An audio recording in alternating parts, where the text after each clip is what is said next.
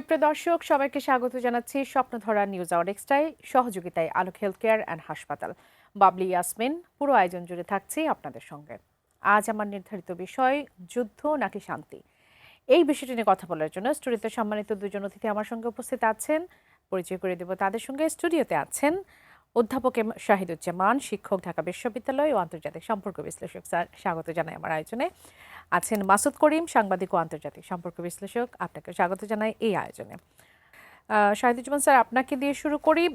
যখন আসলে ইরান ইসরায়েলের পাল্টাপাল্টি হামলা অনেকগুলো প্রশ্ন সামনে রাখছিল, বিশেষ করে আমেরিকা কি সরাসরি সম্পৃক্ত হবে কি হবে না, তখন আমরা দেখলাম যে আমেরিকা সরাসরি ইরানের 3টি পারমাণবিক ঘাঁটিতে তারা আসলে হামলা করেছে।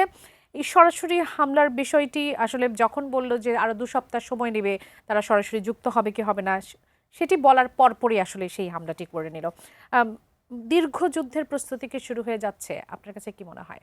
এখন সম্ভাবনা রয়েছে, তবে এখন এই যে প্রাথমিক পর্যায়ে যুদ্ধের যে তীব্রতা ছিল সেটা কমে এখন আমি এটাকে বলবো, আমাদের যে আমরা চর্চা করি সেই ভাষায় বলতে গেলে বলে যে স্টক টেকিং।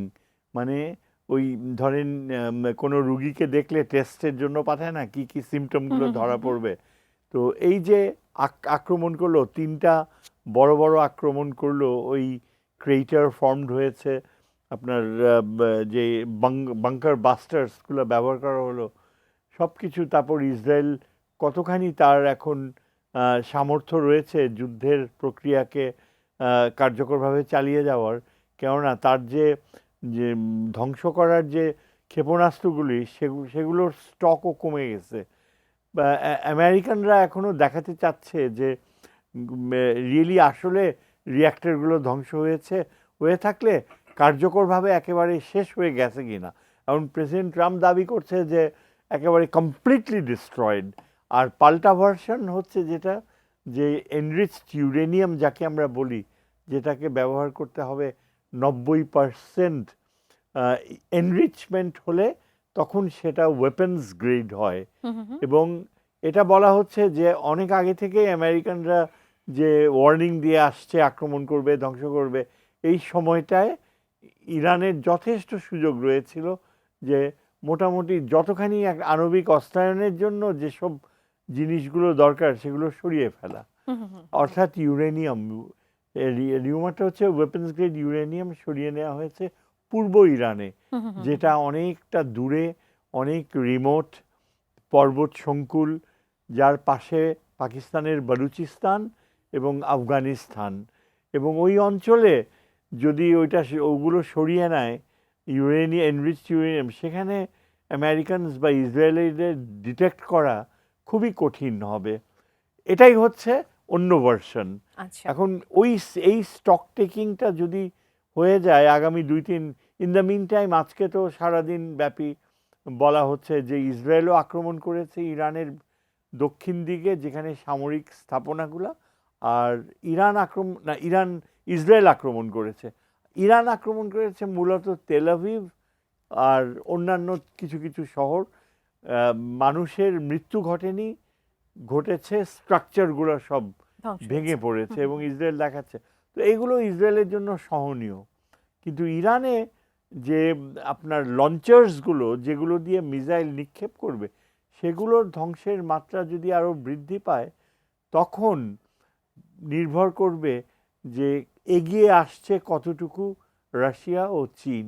আমরা জানি যে আজকে গতকালই ইরানের ফরেন মিনিস্টার রাশিয়াতে গিয়েছেন, প্রথমে টার্কি, তারপরে এখন সেখানে আমাদের অপেক্ষা করতে হবে কালকের ভেতরে রাশিয়া কি ধরনের কমিটমেন্ট করে এবং তার ভাষায় মানে কতখানি কূটনীতি আর কতখানি আসল বন্ধুত্ব আসলে প্রকাশ পায়, সেটিও দেখার বিষয়। জন্য মাসুদ করিম, একই বিষয় নিয়ে যদি জানতে চাই, অপারেশন মিডনাইট হ্যামার যেটি আসলে হলো, ইসরায়েলের এত দ্রুত সময়ের মধ্যে কেন মিত্রকে টেনে আনতে হলো, বা আমেরিকার কেন এত দ্রুত সময়ের মধ্যে জড়াতে হলো এই যুদ্ধ, কি বলবো নাকি আপনি বলেন? ধন্যবাদ। আমরা যদি শুরু থেকেই জিনিসটা লক্ষ্য করি, ঐতিহাসিকভাবেই এই যে ইসরায়েল এবং এই যে মুসলিম রাষ্ট্রগুলির মধ্যে একটা বিরোধ আছে, বিশেষ করে ইরানের সঙ্গে। এবং ইরানিয়ানরা বরাবরই তারা কিছু সাপোর্টিং ফোর্সের সহায়তা নিয়ে থাকতো।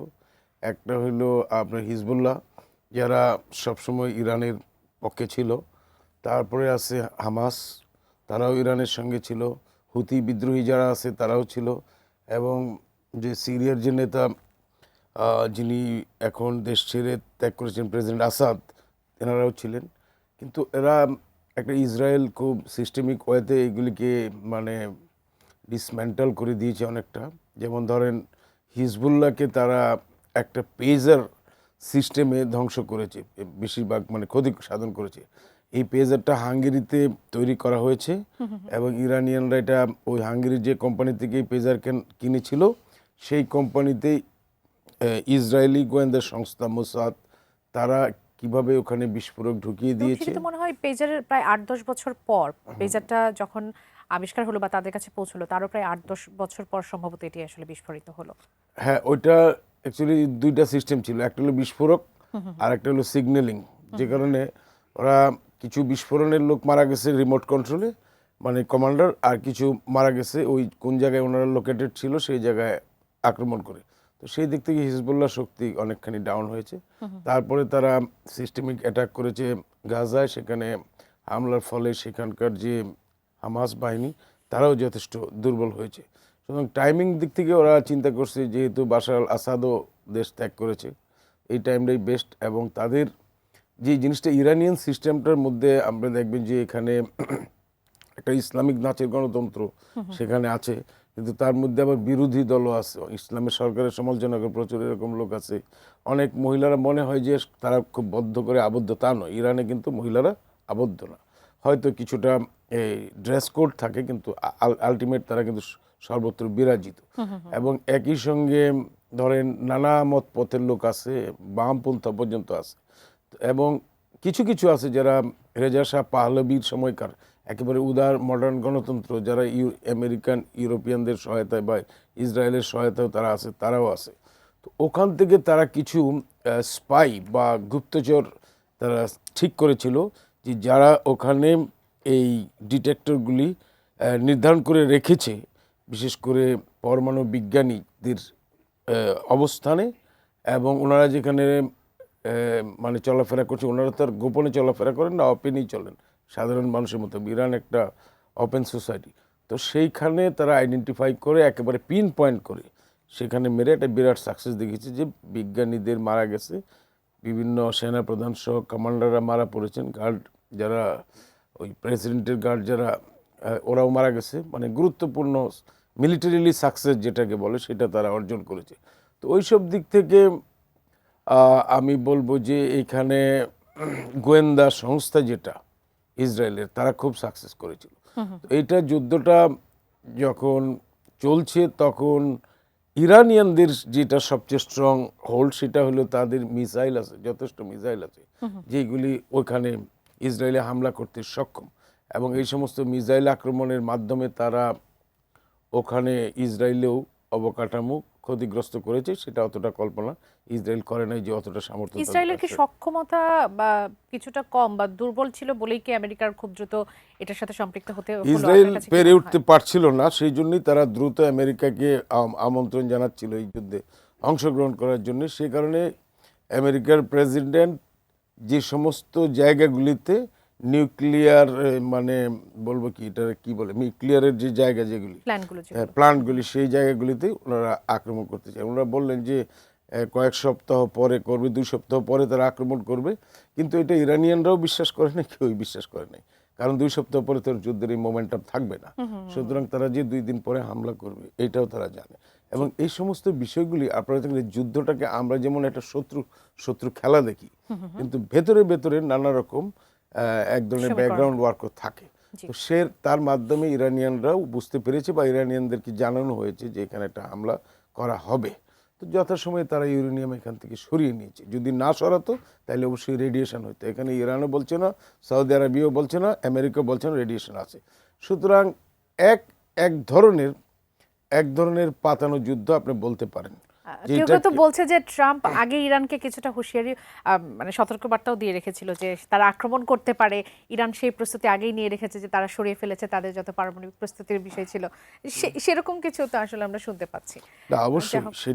সেটাই তো আমি সেটাই বলতে চাচ্ছি যে এটা কোনো তৃতীয় পক্ষের মাধ্যমে যখন ইসরায়েল হামলাটা করেছে তারও আগে বোধহয় সৌদি পররাষ্ট্রমন্ত্রী ইরানিয়ান পররাষ্ট্রমন্ত্রীকে বলেছে তোমাদের এখানে ইসরায়েল হামলা করবে, সুতরাং তোমরা যথেষ্ট প্রিকশনারি মেজার্স নাও।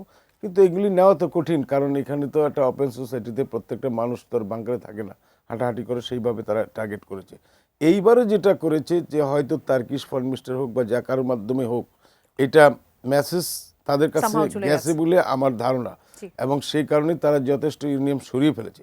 এবং ইরানিয়ানরা কিন্তু নিউক্লিয়ারের একেবারে কঠিন ইয়ে করে নাই, তারা কিন্তু প্রাইমারি স্টেজেই আছে, এরা ইচ্ছা করলে ডেভেলপ করতে পারতো, কিন্তু সেটা তারা করে না। ইন্টারন্যাশনাল প্রেশার, আইএইএর এর কারণে, নজরদারির কারণে এরা হয়তো অপেক্ষা করতেছিল, এবং এইভাবে যে সারপ্রাইজ হামলা করবে সেটাও তো সেটাও তারা হয়তো একটা বা তাদের প্রিকশন করা প্রস্তুতি যায় ছিল না। না।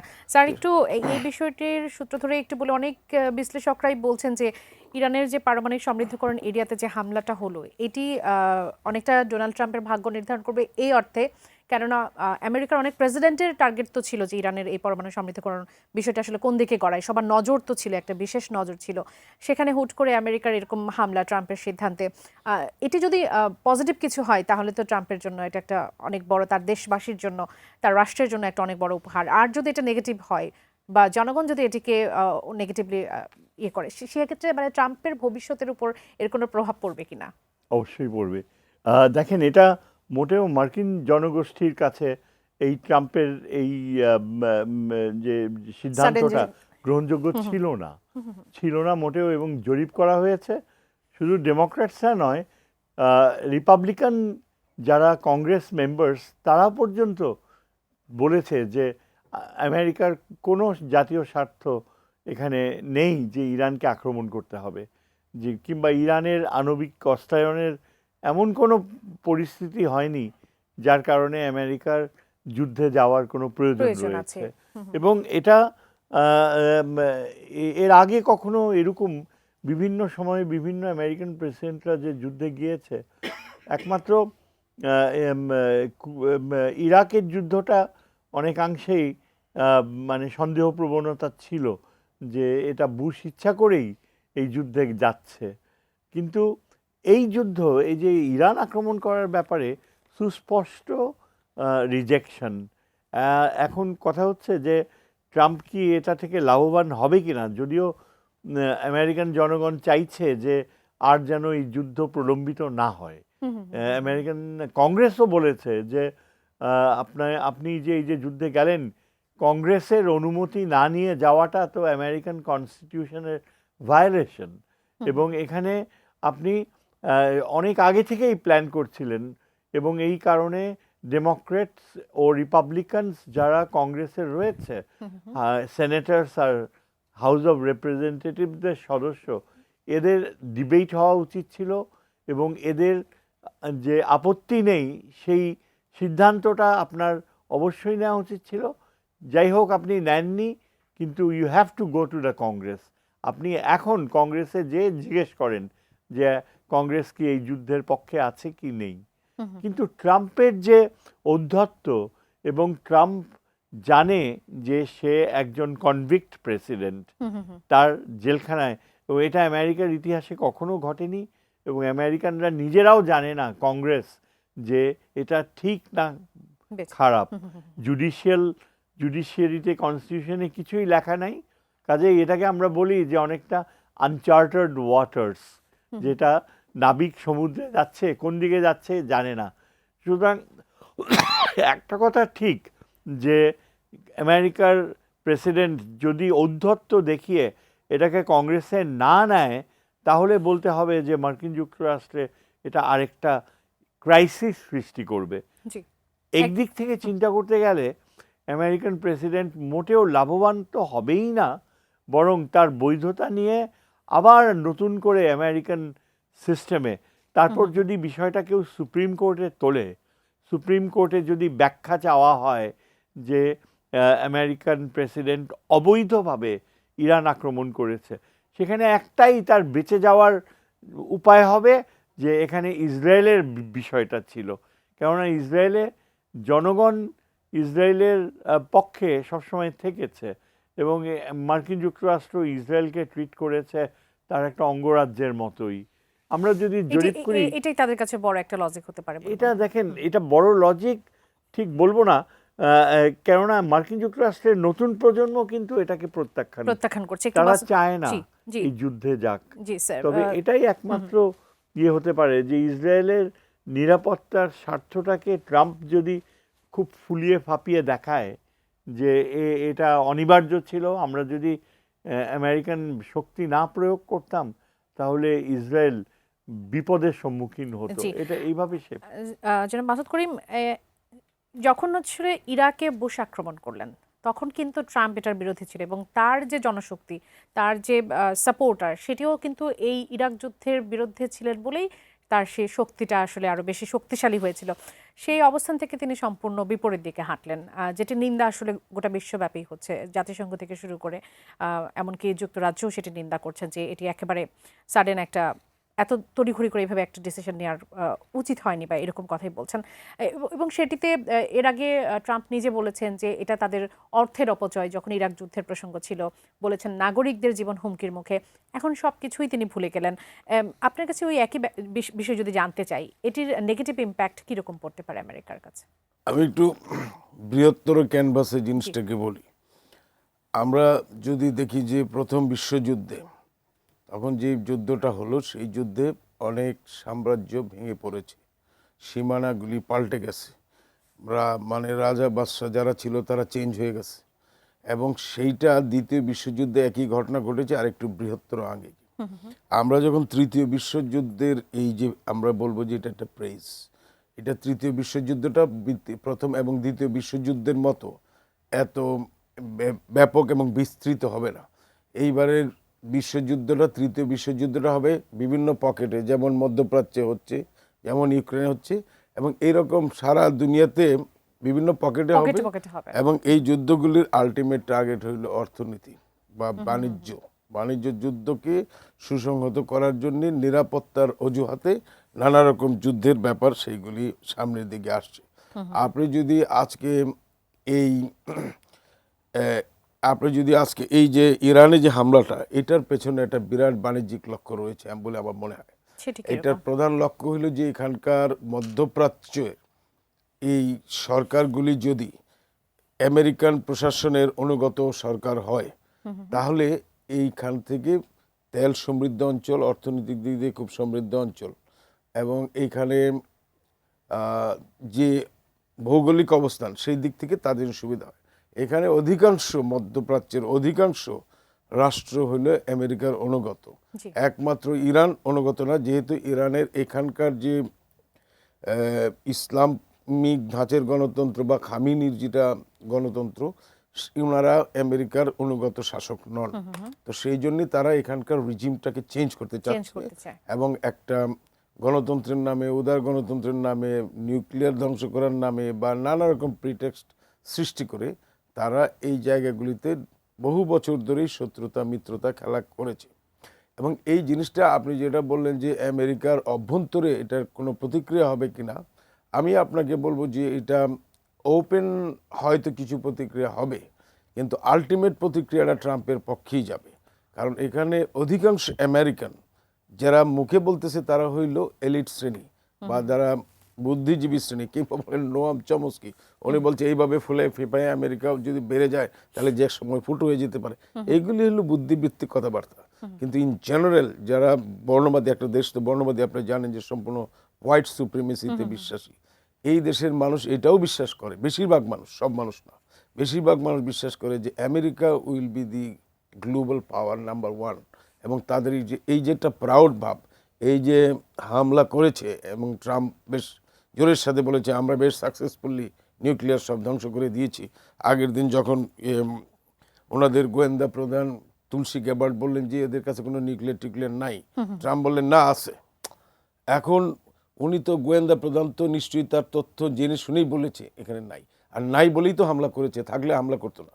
তো আমি যেটা বলতে চাচ্ছি যে এই বিষয়গুলি ডোমেস্টিক পলিটিক্সে ট্রাম্পের পক্ষেই যাবে। আচ্ছা, যদিও আমরা দৃশ্যত এগুলি সমালোচনা দেখব, বিশেষ করে তার অপোজিশন পার্টিগুলির কাছ থেকে, কিন্তু আলটিমেটলি দেখবেন যে এটা তার জনমতটাকে আরো বৃদ্ধি করবে। আমার সঙ্গে দুজন দর্শক এই মুহূর্তে আছেন, তাদের প্রশ্নগুলো নিয়ে এই অংশ শুরু করতে চাই। দর্শক স্বাগত জানাচ্ছি। কে বলছেন, কোথা থেকে বলছেন, আপনার প্রশ্নটি করবেন। আসসালামু আলাইকুম। ওয়ালাইকুম আমি সালাম। রবিউল গনি বলছি দিনাজপুর থেকে। বলবেন।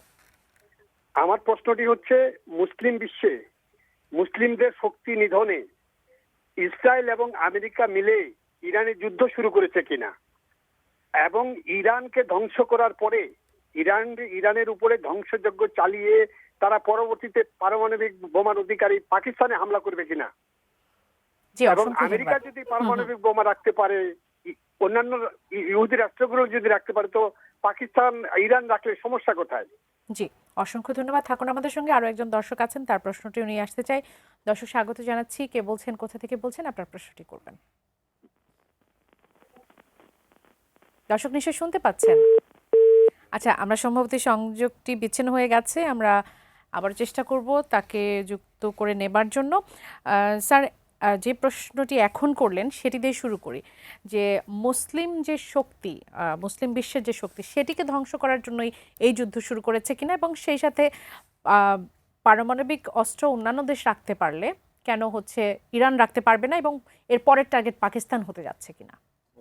হ্যাঁ, মুসলিমদের ধ্বংস করার জন্যই এটা আমি তাই মনে করি যে, এবং ইসলামের বিরুদ্ধে, মুসলমানদের বিরুদ্ধে খ্রিস্টিয়ানিটি এবং হিন্দু ধর্ম, এটা আমি অবশ্য কোনো উদ্দেশ্যমূলক পূর্ণভাবে বলছি না, তবে বাস্তবতাটাই এরকম যে মুসলমানদেরকে, ইসলাম ধর্মকে সন্দেহের দৃষ্টিতে দেখে এরা, এবং এর পিছনে অনেক রকম কারণ আছে, সেটা মোটামুটি আমরা জানতে পারি। এখন দ্বিতীয় প্রশ্নটা যেটা, যে যদি মুসলমান দেশদের কেন থাকবে না, আমেরিকার কেন থাকবে। এখন এইখানে আমরা বলি যে পৃথিবীটা কিন্তু, যদিও আমরা সভ্যতার প্রলেপ উপরিকাঠামোতে রেখেছি, কিন্তু সেই উপরিকাঠামোর নিচে পৃথিবীটা চলে, সম্পূর্ণভাবে চলে শক্তির ভিত্তিতে, সামরিক সামর্থ্যের বিরুদ্ধে, সামরিক সামর্থ্য, তারপর অর্থনৈতিক সামর্থ্য। এখন পৃথিবীটাকে আমরা, আমাদের সাবজেক্টে অনেক সময় অনেক লেখকরা বলেছে যে আসলে দুনিয়াটা একটা জঙ্গল, একেবারে পশুরা যে শক্তি, সে দুর্বলকে খায় এবং না হয় সারেন্ডার করে।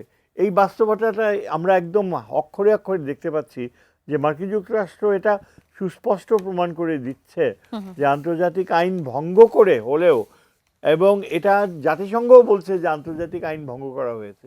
ইরান বারবার বলে যাচ্ছে যে আমরা আন্তর্জাতিক আইনের অধীনে রয়েছি, এবং আজ পর্যন্ত কোনো দেশ ইরানের এই অবস্থানকে দ্বিমত করেনি, এমনকি আমেরিকাও বলেনি যে ইরান আন্তর্জাতিক আইন ভঙ্গ করছে। প্রমাণও তো করতে পারেনি। এখন আমেরিকা সুস্পষ্টভাবে পৃথিবীতে দেখিয়ে দিচ্ছে যে সে যা খুশি তাই করতে পারে, ইসরায়েলের জন্য সে এরকমটা করতেই পারে। আর শেষোক্ত হচ্ছে যে পাকিস্তানের ব্যাপারটা, এরপরে কি পাকিস্তান, আমার রিয়েলি এটা থিওরিটিক্যালি বলা যায়, কিন্তু আমার মনে হয় না যে এরপরে পাকিস্তানের দিকে যাবে। কারণ পাকিস্তানের আণবিক অস্ত্রায়নের বাস্তবতাটা অত্যন্ত সুনিবিড়ভাবে আমেরিকার নিয়ন্ত্রণে রয়েছে। এটাই একটা, আফগানিস্তানে যখন যুদ্ধ হয়, যখন পাকিস্তানকে আমেরিকা ব্যবহার করেছিল আফগানিস্তান আক্রমণ করতে, তখনই পাকিস্তানের সাথে এমন একটা আন্ডারস্ট্যান্ডিং হয়েছে। আর তাছাড়া যেহেতু পাকিস্তান হচ্ছে, আমরা বলি নন নেটো অ্যালাই, নেটো যে জোটের বাইরে যে কয়টি আমেরিকার সামরিক মিত্র রয়েছে দীর্ঘ সময় ধরে, তার মধ্যে পাকিস্তান অন্যতম। এবং যদিও পাকিস্তানের সাথে চীনের অনেক গভীর নিরাপত্তা ও উন্নয়ন সম্পর্ক রয়েছে, তারপরেও পাকিস্তান কিন্তু আমেরিকার জোটে, আমেরিকার প্রয়োজনে, আমেরিকার যে গোয়েন্দা প্রয়োজন পৃথিবীতে, সেখানে সবসময় অনুগত ছিল। আফগানিস্তানে যখন তালেবানরা আসলো, পাকিস্তানে থাকলে স্যার তাদের উপর হামলা করবে না, বা এরকম সম্ভাবনাও কি, মানে এরকম বিশ্বাসটুকুও কি আমেরিকার উপর করা যায়? করা যায়, এটা নিশ্চিতভাবে করা যায়।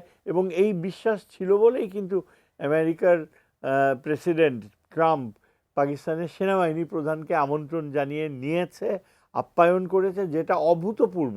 ভারত একেবারে শকড হয়ে গিয়েছে। কোনো আমেরিকান প্রেসিডেন্ট আজ পর্যন্ত সেনাবাহিনী প্রধানকে ব্যক্তিগত গেস্ট নেয় নাই। পারভেজ মুশারফ গিয়েছিল, কিন্তু তখন সে প্রেসিডেন্ট হয়ে তারপরে গেছে।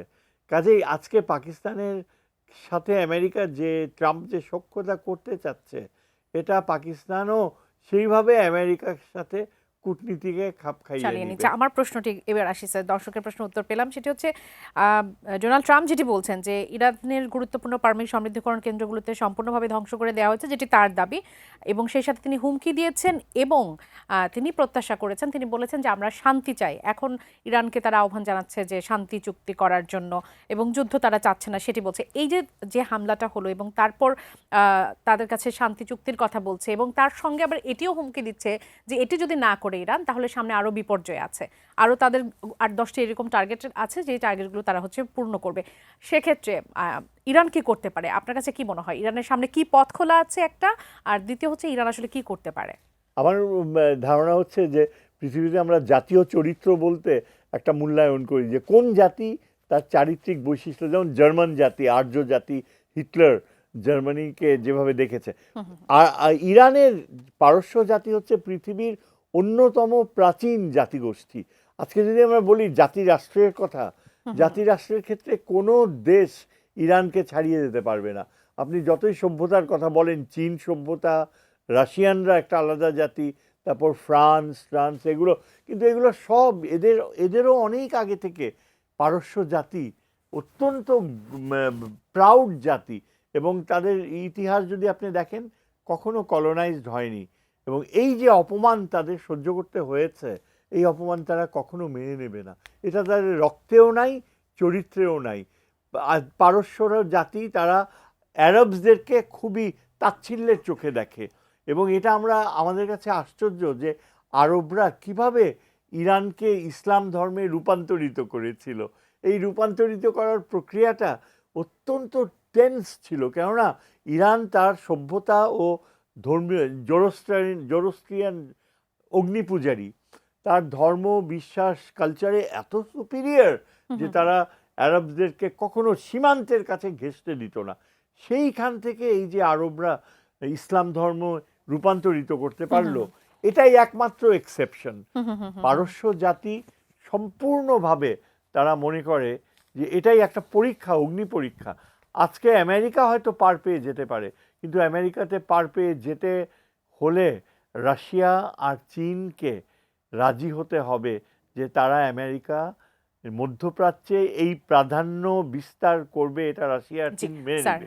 এবং সেজন্যই জাস্ট লাস্ট পয়েন্টটা, রাশিয়ার চীন হয়তো অস্ত্র সাহায্য দেবে, সম্পূর্ণ নৈতিক ও রাজনৈতিক সমর্থন দিয়ে চাইবে যে ইরান যেন প্রতিশোধ নেয়, এবং সেখানেই ভয়টা রয়েছে যে এটা কি আস্তে আস্তে তৃতীয় আসবো স্যার আপনার কাছে। জনাব মাসুদ করিম, ট্রাম্প তো আসলে বরাবরই যুদ্ধে এবং শান্তির মধ্যে কনফিউশন একটা সিচুয়েশনের মধ্যে পড়ে থাকে, কিন্তু তিনি আবার নোবেল পুরস্কারও আশা করেন। তারপরও তিনি কিন্তু এবার শক্তিকেই বেছে নিলেন, শক্তির পরীক্ষাটুকুই তিনি দিলেন। নোবেল পাওয়ার সম্ভাবনা তার কতটুকু বেড়ে গেল, নাকি এটাকে কিভাবে দেখবেন? এটা তো আমি ব্যক্তিগতভাবে তো মনে করি যে উনি নোবেল পুরস্কার পাবেন না, কারণ এখানে যুদ্ধ, নোবেল পুরস্কারটা তো সাধারণত শান্তির জন্য দেওয়া হয়, উনি যুদ্ধ করার জন্য তো দেওয়া হয় না। তো সেই কারণে তো নোবেল পুরস্কার পাওয়ার কোনো সম্ভাবনা আমি দেখি না। তবুও যেহেতু আমেরিকান ইনফ্লুয়েন্স আছে নোবেল উপরে, সেটার কথা আমি বলতে পারি না। আর আমি আসলে এটা মজা ছলে জানতে চাচ্ছিলাম একটু রেজিম চেঞ্জের যে বিষয়টি এখন প্রত্যাশা করা হচ্ছে, যে একটা চাপ প্রয়োগ করলে ইরানের রেজিম হয়তো বা চেঞ্জ হয়ে যাবে, আমেরিকার যেটা মূল টার্গেট, রেজিম চেঞ্জের সম্ভাবনা কি এখন পর্যন্ত দেখতে পাচ্ছেন ইরানে এই হামলার পর? এটা একটা টার্গেট আছে, কিন্তু এখানে আমি আপনাকে বলি, ইরানের তারা যে হামলাগুলি পরিচালনা করছে, ইরান কিন্তু একটা স্পেস রাখতেছে। দেখেন, ওই যে পারমাণবিক স্থাপনায় হামলা করার পরে ওনারা আমেরিকান ইন্টারেস্টে কিন্তু পাল্টা হামলা করে নাই। তার মানে এখানে একটু স্পেস আছে যাতে কোনো রকম বৃহত্তর যুদ্ধে বা বড় ধরনের ভয়াবহতার দিকে না যায়। যদি সেটা করতো তাহলে বুঝতাম যে এখানে আর কোনো আন্ডারস্ট্যান্ডিংয়ের জায়গাই নেই।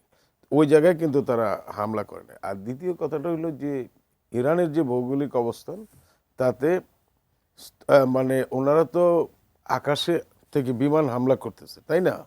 কিন্তু একটা দেশ জয় করতে হলে তো পদাতিক বা স্থলবাহিনীর লাগবে, এটা উপর থেকে হামলা করে পারবে না। কিন্তু ইরানে এমন একটা ভৌগোলিক অবস্থা যেখানে বাইরের লোক গিয়ে ওখান থেকে জয়ী হয়ে আসা সম্ভব না, অসম্ভব। কারণ এটা ইতিহাসেই নাই, ইরানের ইতিহাসেই নাই। যারা যখন গেছে, তৈমুর লং বলেন, আলেকজান্ডার অমুক তমুক, যারা যারা গেছে প্রত্যেকেই পরাজিত হয়ে আসছে। তো এখন আমেরিকা হয়তো সব ধরনের অপশানই হাতে রাখছে। যেমন জেনারেল আসিফ মনির, যিনি পাকিস্তানি সেনা প্রধান, ওনাকে দাওয়াত করে নিয়েছে। কারণ এরা যখন আফগানিস্তানে হামলা করে তখন পাকিস্তানকে বেইস হিসেবে ব্যবহার করেছিল। পাকিস্তানও নিজেদের রাখার জন্যে, মানে নিজেদের সেফ রাখার জন্য তখন বেইস দিয়েছে এটা মুসলিম দেশের বিরুদ্ধে। এইবারও কিন্তু তাকে ডেকে নিয়েছে, কারণ ওরা যদি স্থলভাগে হামলা করতে চায় ইরানে, যদি সেই রকম পর্যায়ে টার্গেট থাকে, তাহলে পাকিস্তান ছাড়া আর কোনো জায়গা নেই যে দিক দিয়ে তারা ইরানে অগ্রসর হতে পারে। তো এইখানে পাকিস্তান তো তারা তো রাজি থাকবে, কারণ তারা তো কারণ এইরকম একটা হামলার পরে উনি নোবেল পুরস্কারের প্রস্তাব দিয়ে বসলেন একটা মুসলিম দেশের মধ্যে। শুনুন, তার নিজের সেফটির কথাই উনি চিন্তা করছে। তিনি চিন্তা করছে যে ইন্ডিয়ার বিরুদ্ধে হয়তো আমি আমেরিকার সাপোর্টটা পাবো, বা আমেরিকা আমার যেটা পরবর্তী টার্গেট, যে একজন জিজ্ঞেস করলেন না যে পাকিস্তান হইতে পারে কিনা, সেটা যাতে না হইতে পারে সেই জন্যই তো উনি মানে ওনার সাথে বশ্যতা স্বীকার করলেন। তো ওইসব দিক থেকে তো আমার মনে হয় যে আপনি দেখেন এখানে ধর্মীয় দিক আছে। এই এই যে ইহুদি জাতি, এরা তো খ্রিস্টানদের সবচেয়ে বড় শত্রু ছিল। এই এই গ্যাস চেম্বারের ভিতরে হলোকাস্টে কত কত লোক মারছে। তারপরে আজকে এখন খ্রিস্টান ইহুদিদের উপরে ভর করেই তারা আমেরিকানরা মধ্যপ্রাচ্যে তাদের আধিপত্য বিস্তার করতে চাচ্ছে। এখানে মুসলমানরা টার্গেট, ইরান টার্গেট, অন্যান্য জাতি টার্গেট, যারাই তাদের সঙ্গে বাহাদুরি করবে তাদের সঙ্গে টার্গেট। কিন্তু এইসব টার্গেটে ইরানের সঙ্গে বিজয়ী হওয়াটা একেবারে প্রায় অসম্ভব, প্রায় অসম্ভব। সেই দিক থেকে আমি মনে করি যে ওনারা হয়তো একটা নেগোসিয়েশনে যাবে, এবং ইরানও খুব প্র্যাগমেটিক জাতি, হয়তো তারা উইন করলেও তারা তার দেশটাকে ধ্বংস হইতে দিবে না। যেটা স্যার বললেন যে পারস্য সভ্যতা একেবারে পৃথিবীর ইতিহাসের সাথে জড়িত, এবং রোম এবং পারস্য সবচেয়ে প্রাচীনতম সভ্যতা, এইগুলি তারা হয়তো ধ্বংস অনেক বিষয় আসলে এর মধ্যে সেজন্য তারা হয়তো নেগোসিয়েশনের দিকে। এই মুহূর্তে একটু কথা বলতে চাই বিশ্বের অন্যতম গুরুত্বপূর্ণ বাণিজ্যিক নৌপথ হরমুজ প্রণালী নিয়ে একটু কথা বলতে চাই, কেননা এই যুদ্ধের সাথে অত্যন্ত ওতপ্রোতভাবে আসলে এই অংশটি জড়িত। সেটি নিয়ে যদি আশিস স্যার আপনার কাছে আসি, ইরান সেটি বন্ধ করে দেওয়ার প্রক্রিয়া শুরু করেছে, এমন কানাঘুষা যখন চলছে তখন যুক্তরাষ্ট্র নড়ে চড়ে বসেছে। যুক্তরাষ্ট্র চীনের কাছে আহ্বান করছে যে তোমরা এটিকে নেগোশিয়েট করো, তোমরা বলো যাতে এটি বন্ধ না করে। এটার প্রভাব আসলে কি পড়তে পারে, আর ইরান কি আসলেই এই প্রণালী বন্ধ করতে পারে? আমার মনে হয় না যে শেষ পর্যন্ত ইরান এটা বন্ধ করবে, কেননা ইরান এখন পর্যন্ত প্রচণ্ড সহানুভূতি পেয়েছে বিশ্ব দেশগুলো থেকে, এবং সে যে একটা আমেরিকান সন্ত্রাসবাদের বিরুদ্ধে লড়ছে এই ইমেজটা। এখন ইরান যদি স্ট্রেটস অফ হরমুজ বন্ধ করে দেয়, তাইলে শুধু তো আমেরিকাকে শাস্তি দেবে না, সারা বিশ্বকে শাস্তি দেবে। এবং সেই পথে যদি ইরান যায় তাহলে ইরানের ইমেজের ক্ষতি হবে, আমেরিকা একটা আপার হ্যান্ড পেয়ে যাবে, এবং তখন মনে হবে যে ইরানকে কিভাবে আমেরিকা সবার সাথে মিলে একসাথে মিলে পর্যবসিত। তাহলে আমার ধারণা হচ্ছে যে এটা হয় না। আর এখনকার যুগে এই ধরনের নৌপথ বন্ধ করা, এই এই এই এই পলিসি এখন আউটডেটেড হয়ে গেছে, আউটডেটেড। কারণ আমার মনে হয় শেষ পর্যন্ত আমার মনে হয় ইরান একটা এমন একটা উপনীত হবে যে সে নিজের মহত্ব উপস্থাপন করছে, ওইভাবে সে বিষয়টাকে হ্যান্ডেল করবে। সেই মহত্ব উপস্থাপন করে আসলে ইরানের হাতে আর বড় আসলে এরকম চাল কি আছে? হরমুজ প্রণালী নিয়ে যেমন সবাই খুব বেশি টেন্স, যেমন আমেরিকাও নড়ে চড়ে বসেছে। আলটিমেটলি চিন্তা করেন হরমুজ প্রণালী বন্ধ করেই বা কি লাভ হবে আমেরিকা? কারণ এর দোষ পড়বে ইরান। ইরানের উদ্দেশ্য হচ্ছে ইসরায়েলকে শিক্ষা দেয়া, আমেরিকাকে শিক্ষা দেয়া, এবং সেটা করতে হলে তাকে অবশ্যই অস্ত্রের ব্যবহার এবং মাথা ব্যবহার করতে হবে, রণকৌশলগত প্রক্রিয়া ব্যবহার করতে হবে, এবং ইসরায়েলকে ডেফিনেটলি ইরান কার্যকরভাবে পর্যবসিত, এবং ইসরায়েলকে যদি সাবড্রেস করতে হবে ইরানকে অনেক সাবধানে বিশ্ব বিবেক তার পক্ষে রেখে এগিয়ে যেতে হবে। একই বিষয়ে যেন মাসুদ করিম আপনার কাছে যদি জানতে চাই, এই হরমুজ প্রণালী নিয়ে আসলে ইরান কি করতে পারে, আপনার কাছে কি মনে হয়? হরমুজ প্রণালীটা হইল পারস্য সাগর থেকে উন্মুক্ত সাগর, মানে পৃথিবীর অন্যান্য সাগরের কানেক্টিং একটা চ্যানেল। তো এই চ্যানেলটার একেবারে একেবারে নেরোয়েস্ট যেটা সেটা বোধহয় 40 কিলোর 33 মতো, কিলোমিটার না কত? হ্যাঁ 33 কিলোর মতো। আচ্ছা, এত এই যে এটা দিয়ে আপনি বিশ্বের যত তেল বা গ্যাস হয় তার 20% ক্যারি হয়। এটা বন্ধ হইলে একেবারে ইকোনমি ওয়ার্ল্ড ওয়াইড তেলের দাম বাড়বে, নানা রকম ব্যবসা বাণিজ্য বিজিয়েস্ট, আপনার আরিচা রোডের চেয়ে বেশি বিজিয়েস্ট। তো এইখানে ট্রাফিক খুব খারাপ অবস্থা হয়ে যাবে এবং সেটা দেশের বিশ্বের অর্থনীতির উপরে খারাপ প্রভাব পড়বে। তো আমি মনে করি যে এটা ইরান বন্ধ করবে না। এটা একটা তারা দেখাচ্ছে যে একটা সিকিউরিটি কি পার্লামেন্টে তারা অনুমোদন নিয়ে রেখেছে। এটা একটা যদি একটা সর্বাত্মক যুদ্ধ হয় তাহলে অন্য কথা, কিন্তু এটা যদি বন্ধ করে তাহলে তো একটা প্রিটেক্সট আবার আমেরিকার হাতে তুলে দিলেন, ওনারা আবার হামলা করার সুযোগ পেয়ে গেল।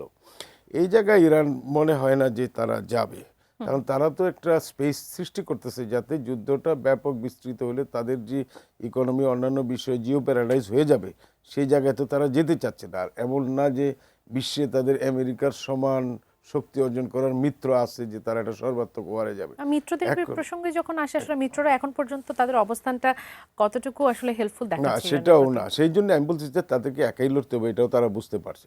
তবে ইরানের হাতে অস্ত্র আছে, ক্ষেপণাস্ত্র, এবং তারা খুব স্লো মোশনে ক্ষেপণাস্ত্র নিক্ষেপ করছে। আপনারা দেখেন যে যদি একটা মারতেছে সারাদিন, এই যে মানে অত্যাধুনিক ক্ষেপণাস্ত্রগুলি কিন্তু তারা এখনো ব্যবহার করে নাই। আজকে যেটা মারলো সেটাতে দেখা গেল যে অনেকগুলি গুলি একসাথে ছড়া। তাহলে প্রথম দিকে খুব প্রাইমারি গুলি মেরেছে, এখন আরও একটু আপার স্ট্যান্ডার্ডে যাচ্ছে এবং আস্তে আস্তে তারা হয়তো আরও স্ট্রঙ্গার যাবে এবং তাদের টার্গেট থাকবে ইসরায়েল, নট আমেরিকা। আমেরিকাকে টার্গেট করলে জিনিসটার এটা ভিন্ন রূপায়ণ হবে এবং আমেরিকাও মনে হয় না যে ইরানকে খুব বেশি টার্গেট করে হামলা করেছে, যেটা মনে হয় আপাত দৃষ্টিতে মনে হচ্ছে। তো এইসব দিক থেকে আমার মনে হয় যে এখানে ইসরায়েল যে সন্ত্রাস করছে, রাষ্ট্রের স্পন্সরে রাষ্ট্রীয় সন্ত্রাস করছে, সেটার বিরুদ্ধে একটা জবাব দেওয়ার জন্য ইরান সেই রকম ব্যবস্থায় নিবে। কিন্তু এখানে তারা আমার মনে হয় না যে এটা ইয়ে করবে। কিন্তু এখন এটার একটা বিরাট সভ্যতার মূল্য দিচ্ছে। ইরানিয়ান সভ্যতা বা পারস্য সভ্যতা এইগুলি নষ্ট হচ্ছে, জিনিসপত্রগুলি, সাহিত্য, সংস্কৃতি, ওদের যে অনেক কিছুই তো বিনষ্ট হয়ে যাচ্ছে। কিন্তু ওদেরকে হুমকি দামকি দিয়ে ভয় দেখাইয়া কিছু করা খুব কঠিন, কারণ খামেনিকে তারা তো বলবে যে মেরে ফেলতে পারে, আমাদের হাতে আছে খামেনি, সেটা তারা পারে হয়তো। গোয়েন্দা দিয়ে তো অনেকেই মারছে, রাইসিকে, প্রেসিডেন্ট রাইসিকে ওনারা মারছে। আমি শুনছি যে ওনার কাছে নাকি ওই রকম একটা পেজার ব্যবহার করেছিল, পরে যদিও বিমান দুর্ঘটনা বলা হচ্ছে, কিন্তু ওইখানে যদি বিস্ফোরণ ঘটে থাকে সেগুলো তো সন্দেহের ঊর্ধ্বে না। খামেনিকেও যদি মেরে ফেলে তার মানে নেতৃত্ব শূন্য হবে না ওখানে। অসংখ্য ধন্যবাদ জনাব মাসুদ করিম, ধন্যবাদ অধ্যাপক এম শাহিদুজ্জামান আমাদের এই আয়োজনে যুক্ত হওয়ার জন্য। নিশ্চয়ই এই আলোচনার টেবিলে আমরা আবারও একসাথে বসতে পারবো। দর্শক, এতক্ষণ আপনারা যারা আমাদের সঙ্গে ছিলেন, আগামী পর্ব দেখার আমন্ত্রণ জানিয়ে আজ এখান থেকে বিদায় নিচ্ছি। ধন্যবাদ সবাইকে, শুভরাত্রি।